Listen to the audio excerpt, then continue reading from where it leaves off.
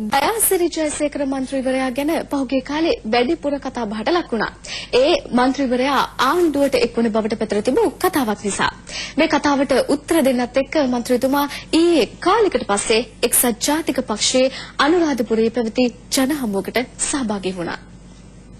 කලකට පසු එක්සත් ජාතික පක්ෂ ජනහමුවකට පැමිණි දයාසිරි ජයසේකර මන්ත්‍රීතුමාට ජනතාවගෙන් ඉහළ ප්‍රතිචාරයක් හිමි වුණා.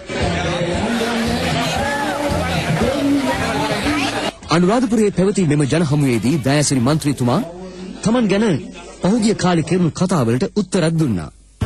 ඒ අවස්ථාව මන්ත්‍රීවරයාට ටිකක් සංවේදී එකක් වුණා.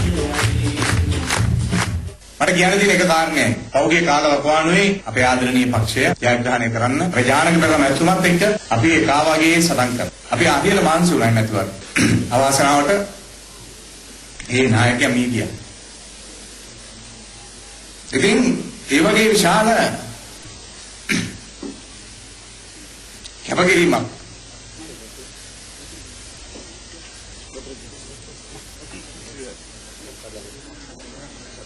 අපේ පක්ෂය වෙනුවෙන් අපි කරා.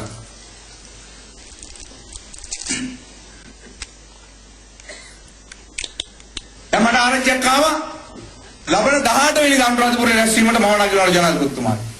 මම දැන් නැගලා ඉවරයි. ආයි නගින්න දෙයක් නැහැ. දැන් බහින්න ළමයි තියෙන්නේ. ඒ කියනකොට කෝටි 100ක් අරන් ගියා. පිටරට ගියාලු මම කෝටි 100ක් අරන්. මම බැලේ කොහොමද කෝටි 100 පිටරට අරන් යන්නේ කියලා බෑ කිව්වේ. ඒකයි මට දුක. ඉතින් ආදරෙන් වැඩ කරපුවා අපිට අපේම අභ්‍යන්තරේ ඉන්න මිනිස්සු මට ගන්නකොට තියෙන වේදනාව තමයි මට තියෙන්නේ. වෙන එකක් නෙවෙයි. සල්ලි වලට මගේ දේශපාලනේ මම කවදාවත් පාව දෙන්නේ නැහැ මතක තියාගන්න. මගේ ප්‍රතිපත්තිමය වශයෙන් මම ගන්න තීන්දුව විතරයි මගේ ජීවිතේ මම හැමදාම ගත්තේ. මතක තියාගන්න.